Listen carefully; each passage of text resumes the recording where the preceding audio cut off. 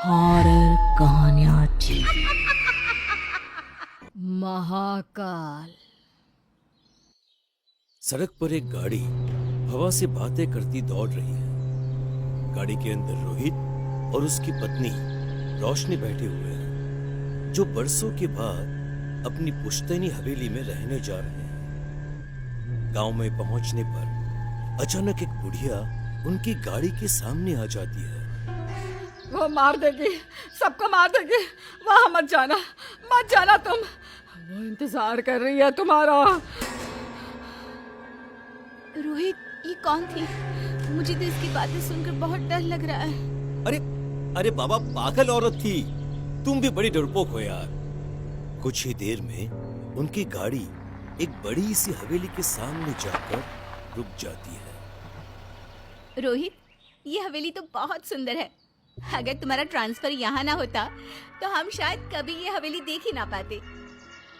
रोहित और रोशनी हवेली के अंदर आ गए थे। रोशनी सम्मोहित सी होकर इस कमरे से उस कमरे में घूम घूम कर घर देख रही थी। घूमते हुए रोशनी हवेली के तहखाने तक पहुंच जाती है। वहां जाकर जैसे ही वो तहखाने में जाने का दरवाजा खोलती है, अंदर से चमकादड़ पंख फड़फड़ाते हुए उसके सर के ऊपर से निकलने लगते हैं। ये देखकर उसकी चीख निकल जाती है।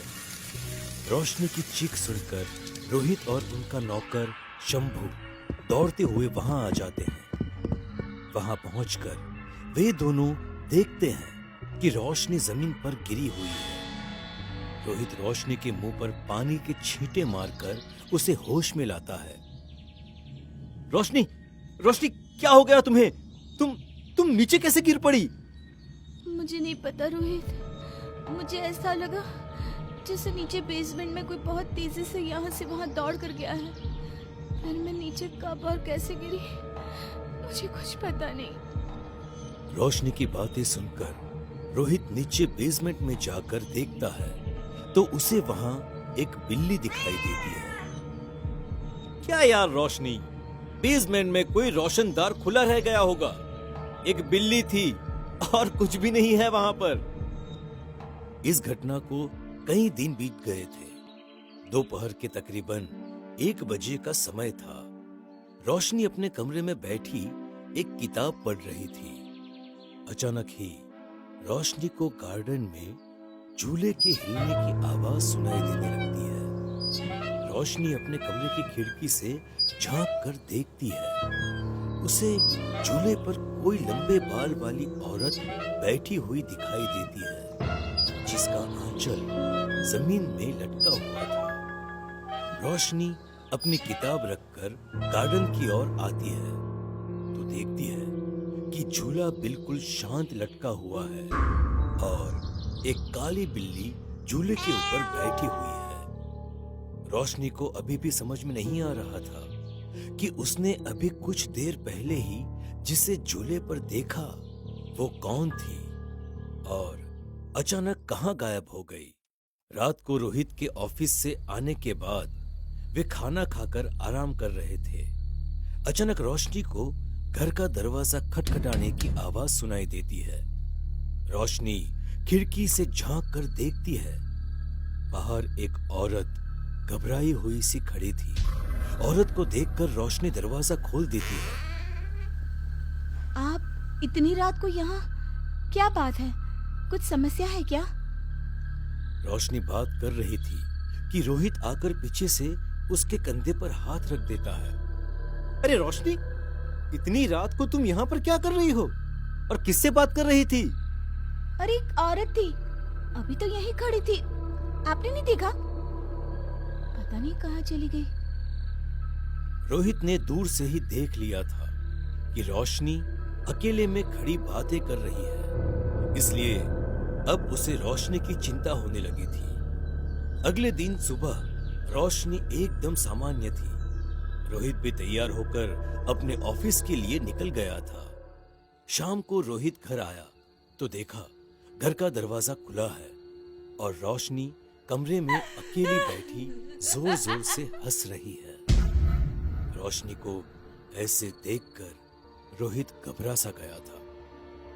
रोशनी, रोशनी, तुम अकेले बैठे हंस रही हो। क्या हो गया है तुम्हें? क्या हुआ है? क्यों मजाक कर रहे हो रोहित? ये चंपा तुम्हें दिखाई नहीं दे रही? रोशनी की बात सुनकर रोहित ने चौंक कर कमरे में चारों तरफ नजर दौड़ाई। वहां रोशनी के अलावा कोई नहीं था। अब तो रोहन को अपनी रीढ़ की हड्डी में ठंडक सी महसूस होने लगी थी। एक पल को जैसे उसका खून जमने लगा था। रोशनी का हाथ पकड़कर वो उसे कमरे से बाहर ले गया। रोहित रोशनी को डराना नहीं चाहता था, इसलिए उसने रोशनी से कुछ नहीं कहा। लेकिन अब उसे हर पल रोशनी की चिंता सताने लगी थी।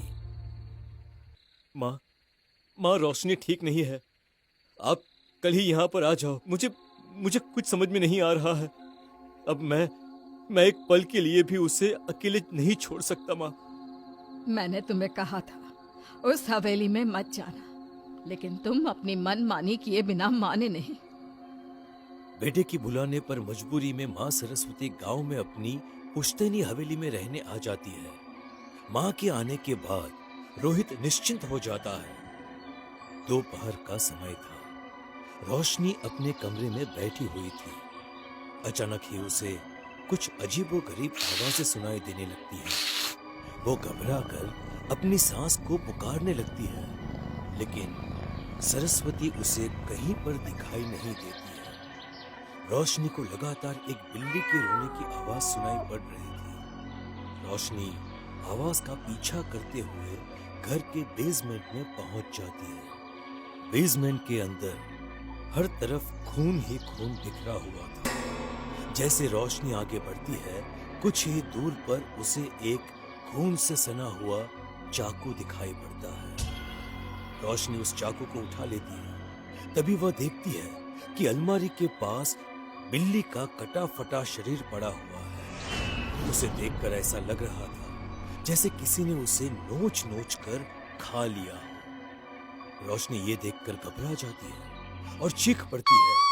तभी सरस्वती उसके पास आ जाती है। रोशनी, तुम कहाँ चली गई थी?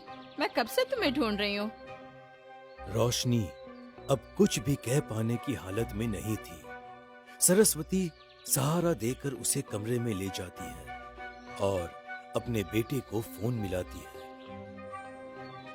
बेटा रोहित, तेरा शक सही था। इस रोशनी के साथ कुछ न कुछ अजीब जरूर हो रहा है। आज इसने चाकू से एक बिल्ली के टुकड़े टुकड़े कर दिए। जब मैं वहां पहुंची तो ये चाकू हाथ में लिए खड़ी थर थर कांप रही थी। माँ, आप उसका ध्यान रखिए। मैं कुछ करता हूँ। माँ, रात के 10 बज गए थे। रोहित का भी अभी तक कोई पता नहीं था। बाहर से कुत्तों के रोने की आवाज आ रही थी। आसमान में कड़कड़ती बिजली किसी अनहोनी की ओर इशारा कर रही थी। देखते ही देखते तेज बरसात शुरू हो जाती है। रोशनी अपने कमरे में सो रही थी। नींद में उसे ऐसा लगता है जैसे बाहर कोई औरत रो रही हो। रोशनी आवाज को नजरअंदाज करने की कोशिश करती है, लेकिन लगातार आती किसी औरत के सिसकने की आवाज से वो बेचैन होकर करवटें बदलने लगती है। कुछ देर बाद रोशनी उठकर कमरे से बाहर निकल जाती है और आवाज का पीछा करने लगती है। थोड़ी देर बाद जब रोहित घर आता है तो वो देखता है कि आंगन में शंभू काका की लाश पड़ी हुई है और वहीं पास में रोशनी बेहोश पड़ी थी। माँ, ये सब कुछ कैसे हो गया? शंभू काका को किसने मारा? पता नहीं बेटा, मैं जरा देर के लिए टहलने को गार्डन में गई थी। जब वापस आई तो ये दोनों यहाँ पड़े हुए थे। माँ, ये क्या हो गया? माँ, मेरी रोशनी को ये क्या हो गया? माँ, ये तो कभी अपने हाथ से मक्खी भी नहीं मारती है। इसने खून कैसे कर दिया? माँ, कैसे कर दिया? अब बस बहुत हो गया। अब चलो मेरे साथ, चलो माँ। लेकिन हम कहाँ जा रहे हैं बेटा? माँ, सवाल जवाब करने का समय नहीं है। आप गाड़ी में बैठिए, मैं रोशनी को लेकर आता हूँ। बैठिए आप। रोहित रोशनी को उठाकर गाड़ी में लिटा देता है और माँ के साथ उसी समय गाड़ी से निकल जाता है। कुछ देर में रोशनी को भी होश आ जाता है। इतनी रात को इतने खराब मौसम में हम लोग कहाँ जा रहे हैं रोहित? बस अब कुछ देर की ही बात है। हम लोग महाकाल मंदिर पहुंचने ही वाले हैं। तुम्हें सब समझ में आ जाएगा। ये भी कोई समय है मंदिर जाने का? घर चलो, हम कल सुबह मंदिर जाएंगे। रोहित बेटा, रोशनी को गुस्सा आ रहा है, इसके हाव भाव बदल रहे हैं। कहीं कोई अनहोनी ना हो जाए बेटा। तू वापस घर चल। माँ, बस 2 मिनट और। रोहित रोशनी और माँ सरस्वती की बात नहीं मानता है और मंदिर के ठीक सामने जाकर गाड़ी रोक देता है। अचानक ही पास के नीम के पेड़ के ऊपर बिजली गिरती और पेड़ टूटकर उनकी गाड़ी के सामने गिर जाता है। इन हादसों को देखकर मुझे बहुत डर लग रहा है। मेरी बात मान बेटा, वापस चल। कहीं रोशनी की जान मुसीबत में ना पड़ जाए। चल बेटा। माँ की बात मानकर वो गाड़ी घर की ओर मोड़ लेता है। घर पहुंचकर आज ऑफिस से आते समय मैं महाकाल मंदिर गया था। जब मैंने पुजारी को अपने घर में हो रही सारी घटनाओं के बारे में बताया तो उन्होंने मुझसे कहा कि मैं रोशनी को लेकर मंदिर आ जाऊं। मंदिर में रखा हुआ महाकाल जी का सिद्ध त्रिशूल ही उसे इस बला से छुटकारा दिला सकता है। लेकिन मैं रोशनी को मंदिर के अंदर तक नहीं पहुंचा पाया। तुम ये सब क्या कह रहे हो रोहित? मुझे कुछ नहीं हुआ है। मुझे महाकाल मंदिर जाने की क्या जरूरत है? ये बेचारी बिल्कुल सही तो कह रही है।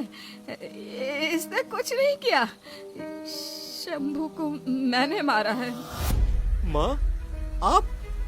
लेकिन आप ये सब कुछ क्यों कर रही हैं? आप क्यों मारेंगी काका को माँ? क्यों? तेरी माँ नहीं, चंपा हूँ मैं। तेरी माँ को मैंने 2 दिन पहले ही खत्म कर दिया था। बरसों पहले तेरे बाप ने मुझे विधवा के खेतों पर कब्जा करके अपने नौकर शंभू के साथ मिलकर मार डाला था। तब मैं कमजोर थी, लेकिन मैंने भी मरने से पहले कसम खाई थी कि तुम्हारे पूरे खानदान को मैं खत्म करके छोड़ूंगी। चंपा चाकू लेकर रोशनी की ओर बढ़ती है और तभी पीछे से महाकाल मंदिर का पुजारी आकर त्रिशूल उसके सीने के आर पार कर देता है। एक तेज चीख के साथ चंपा जमीन पर गिर पड़ती है और उसे मुक्ति मिल जाती है। रोशनी और रोहन मिलकर शंभू और सरस्वती का अंतिम संस्कार कर देते हैं और हमेशा हमेशा के लिए ये हवेली छोड़कर चले जाते हैं।